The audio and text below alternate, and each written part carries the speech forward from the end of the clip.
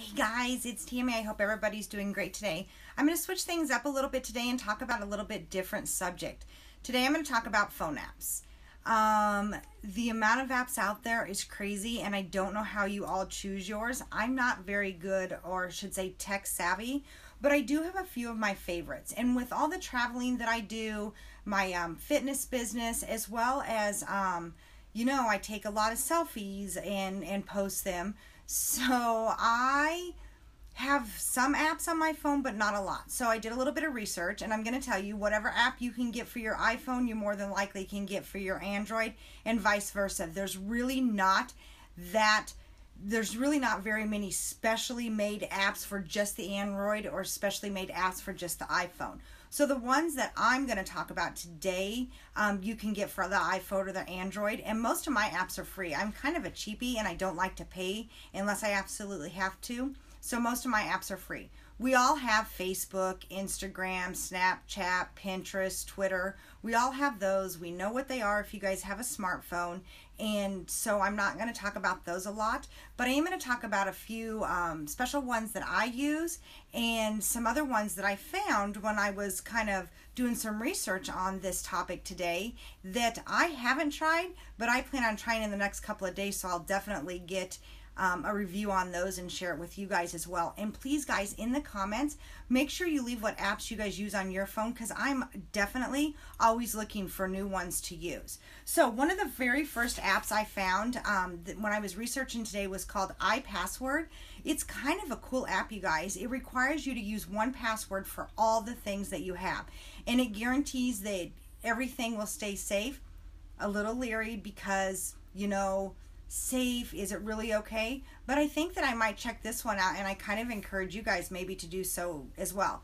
Another one that I really looked into and really liked is Google Photos.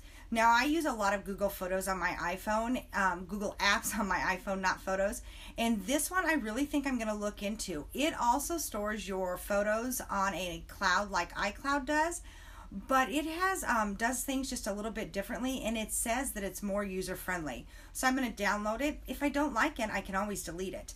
But this one organizes your photos, and then say you're at an event and you take all these photos during the day for one day, Google Photo will bring those together and make like a mini movie out of them for you. And I think that's a really cool feature. So I'm definitely going to check out that one.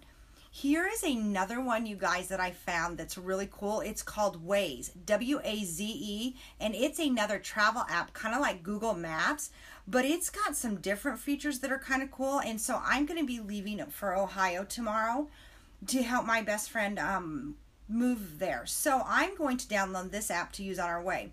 It says that it tells you how fast you're traveling. It tells you it redirects you around traffic if there's too much traffic, and we're going to be going through a ton of traffic. It alerts you to construction, accidents, red lights, and do you want to know the best part? It says it also alerts you to a police officer that may be ahead of you. I'm definitely checking this app out to see if it really works. And if you guys have used any of these apps that I'm talking about, please comment in the comments below, yays or nays, kind of like a, customer review to see if what you guys think of them. Another one I found is for music is Spotify, and I am pretty sure that most of you have that.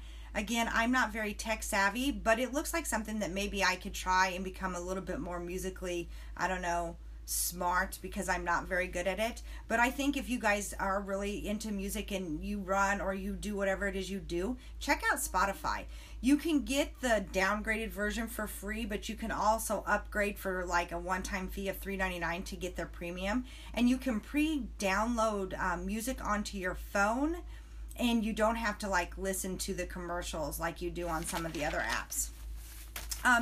Another one that I want to talk about is called Prism. It's a photo op and a photo one, and I guess that it does a lot of filters and stuff, and it adds some really cool and different ones than what we're used to, just the plain Jane ones. So you know me, love my selfies, so I'll definitely be checking that one out, because I'm telling you guys right now, if you all don't alter some of your photos, especially if you're taking a selfie, then you're lying. I'm sure it doesn't happen all the time, but I'll tell you, one of my favorites is called Facetunes, and if you don't think that once in a while I don't erase a few of these wrinkles, you bet you I do if I'm wanting a photo to look really good. So just different things to use. Another one is called Google Assistant.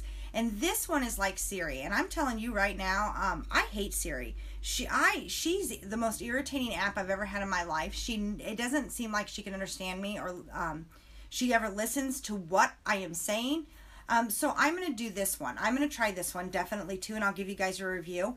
You can ask the same questions, but then it syncs with your Gmail and your photos and your maps. So like say I booked a flight to come home for Ohio, and I'm also flying to New Orleans in July.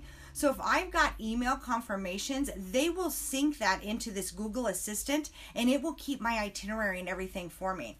I think it's a win-win situation, and I'm definitely going to try that one. There is another really cool one I found called Square Cash. I don't know about you guys, but usually when we go out to eat, we go out to eat with a big group of people. And it doesn't matter, bless their hearts, they are busier than heck, them waitresses are, but the tickets always come together. So instead of having to split it up and count out your cash at the table, what you can do with this app, as long as you and your friends are all in the same one and you've entered your information that you need to do so, one person can pay for the bill, and you can take this app, and it's kind of like Facebook Pay and maybe PayPal Pay, I don't know, and you can just pay them, and it usually goes automatically into their account. It can take 1 to 2 days, it says, but it's an app I might check out. Not sure I'm going to use it. Things like that make me a little leery, but I'm definitely going to check that one out as well. I also wanted to share with you guys, those are some new ones I found, so I'm going to try those, but I also want to share you guys with some of my favorites. As far as weather apps go, I like WeatherBug and Weather Radar. I'm always looking for a new weather one. I never think any of them are very accurate, so if you guys have got some, drop them in the comments.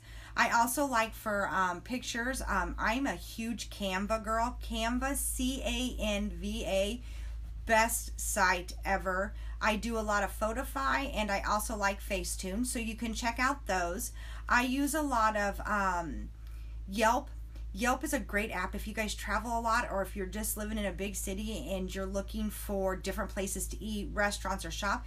Yelp lists them all, and then it has a rating. People are allowed to rate them on there, so you know whether or not you're going to a dump or whether or not you're actually going to a good place. So if you don't have that app on your phone, I suggest you get that as well. Also, if you travel a lot and you need to drive back and forth to places, Lyft and Uber are really good. I really like Lyft. However, Lyft doesn't have the privileges, I guess, to go to some major airports yet, so they're still working on that. But Lyft and Uber are both just personal drivers. I've never had a bad experience with either one of them, other than sometimes the cars are a little yucky, but so are taxi cabs. So it doesn't make a difference. So I really do like both of those. I mean, apps for phone, there's hundreds and hundreds and hundreds, and I am not exaggerating that at all. It is crazily insane. Some are free and some you have to pay for. The ones you have to pay for are probably better value than the ones that you get from free.